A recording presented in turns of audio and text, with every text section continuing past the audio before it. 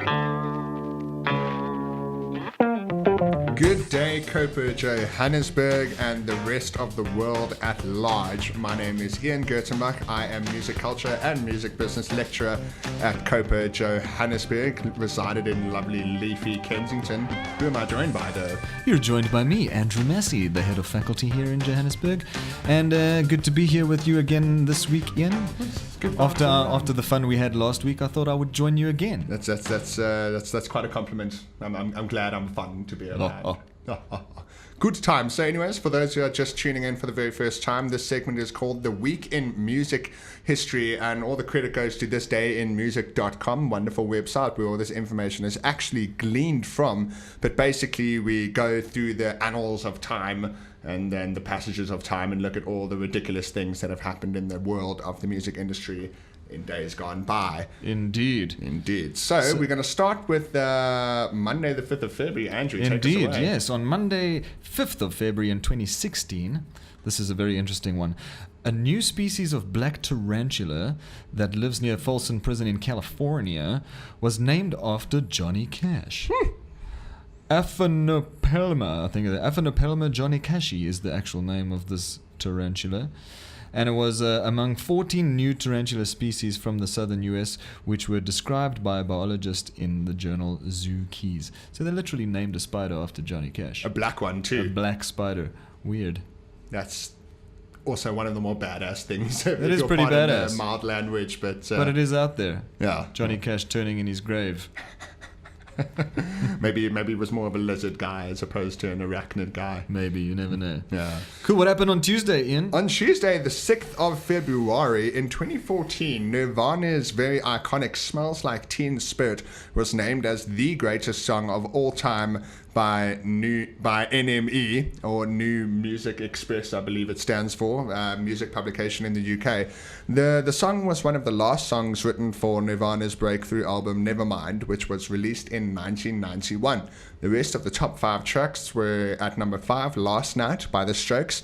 At number 4, How Soon Is Now by The Smiths, a personal favorite of mine. Number 3, I Feel Love by Donna Summer. And number 2, Love Will Tear Us Apart by Joy Division. So somehow the very noisy, very grungy Smells Like Teen Spirit beats all those other contenders to top spot. Well, I was a teenager in the 90s, so I have to second that motion, you know. I was a as much as last week I was a believer, I'm so a Nirvana fan. Are you really? Huh? Are you really a Nirvana fan? Absolutely. Oh, fantastic. No, it's my your time, it's dude. my youth. Oh, wow. My youth angst. Huh? Ah. Everyone was into that. That's true. That's true. I often wish I was alive in that time. It was actually technically before my time. A little bit before, yes. I am a millennial. Oh, well. All right. And then on Wednesday, the 7th of February, what happened there? 1979, 7th of February, Stephen Stills of Crosby, Stills and Nash became the first rock performer to record on digital equipment. This is a biggie. It is a biggie, It is a biggie. The first person to record on digital equipment. This was done in Los Angeles at Record Plant Studio. So yeah, that was like turning point of the recording industry. Because everything was analog before then, yes. Yes, and our first artist to do so in 1979 was Stephen Stills. He has the iconic honor, shall we say. Right, and then on Thursday, the 8th of February, in the wonderfully dramatic serial that is known as Guns N' Roses and Axl Rose's little history, on 2013, the LA Superior Court Judge Charles Palmer threw out a claim, as he poo-pooed it as nonsense, basically, by Axl Rose of fraud and misrepresentation against the video game Guitar Hero 3. Now, what had happened that Axl Rose claimed that his deal with the company to license the song Welcome to the Jungle for use in the game included a promise from the game developing studio Activision that no images of Slash would be used in the game, which is a little bit bizarre considering that it's called Guitar Hero. Yes, but I think it was more of a petty disagreement between the two of them. Oh, of course. I mean, that was part of the whole breakdown of the relationship, right there. Yes, between just couldn't stand the sight of each other. Axl and Slash. Axl and Slash. So obviously later, both Maroon 5 singer Adam Levine, was it Levine? I'm never sure. Levine. And Gwen Stefani. Gwen Stefani's band No Doubt sued the company over their own portrayals in Band Hero, a Guitar Hero series spin-off. So obviously they weren't very happy with the video game versions of themselves. Well, yes. I mean, they can never get them exact, can they? No, especially back in those days. But Axl Rose's one was a bit more petty than that. He just didn't want Slash anywhere near his stuff. In a Guitar Hero game. Gotta love the guy. All right, Friday 9th of Feb in 2010, the White Stripes were taking on the US Air Force, complaining that it used one of the group's songs, Fell in Love with a Girl, on a TV advert without their permission. Interesting. In a statement on their website, the duo said they took strong insult and objection with the implication that we licensed one of the songs to encourage recruitment during a war that we do not support. So they had an issue with the war, and they didn't want their music used on an advert for the army, I guess. For the Air Force. Conscription, I would imagine, yeah. Yes. It's fair enough. Yeah, exactly, and it makes me think of the fact that we touched on last week about that music being used as torture music in Guantanamo Bay as well. What is it with the military and forces of authority using the good music for bad purposes, you know? Hey, man, we'll never know. Yeah. We'll have to kind of enlist ourselves in the U.S. Army or U.S. Air Force to find out. Yeah. So let's hope they don't come after us for questioning their motives. In 2014, and this one should interest you, Andrew, a Seattle woman was charged for allegedly sending Soundgarden singer Chris Cornell a number of chilling death threats and threats to harm his children. The singer was sent over 100 different messages by Elizabeth Walden, who had 9 different Twitter accounts.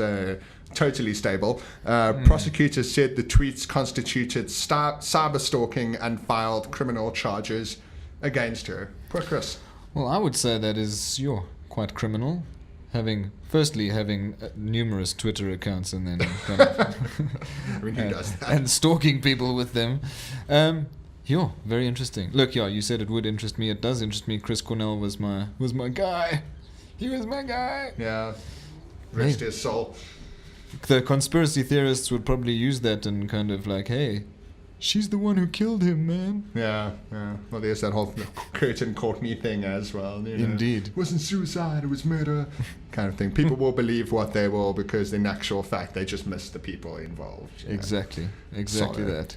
Sunday, 11th Feb. This one in 2012, Whitney Houston was found dead in Suite 434 in the Beverly Hilton Hotel, submerged in the bathtub. So another one that bit the dust there, Whitney Houston in 2012. Beverly Hills paramedics arrived at approximately 3:30 p.m. and found the singer unresponsive and performed CPR. Houston was pronounced dead later at 3:55 p.m. Local police said there were no obvious signs of criminal intent. It was later ruled by the coroner to have been an accidental drowning. So she had a bit of a problem with the old substances, though, did she not? Allegedly. Yes. So, yeah. So there's hopefully not so much truth to that, but I guess we'll never know for sure because she's dead now and we can't ask her. Exactly. Yeah. Although CPR, I'm not familiar with that song. You weren't expecting that one. I wasn't expecting that. You caught me off guard. That I did. All right. Well, that actually brings us to a close. Thank you very much for your lending us your ears, friends, Romans, and countrymen. And please take care to check us out on Facebook and COPA SA, and on Instagram and Twitter you can find us at COPA_SA. If you don't know what an underscore is, it's like a hyphen that's just blobbing on the ground. It is chilling down under. On the underscore. Yes. At COPA SA. At COPA SA. And if you wanna get in touch with us on any of these forums, please feel free to hashtag COPA Radio, and we will be notified of your sort of attempt to interact beyond the veil of your bedroom, shall we say. Indeed. Or whatever it is that you're listening to. So yeah, thanks again for tuning into This Week in Music History. Thank you again for joining me, Andrew. Absolute pleasure. And that brings us to a close. See you next time, people.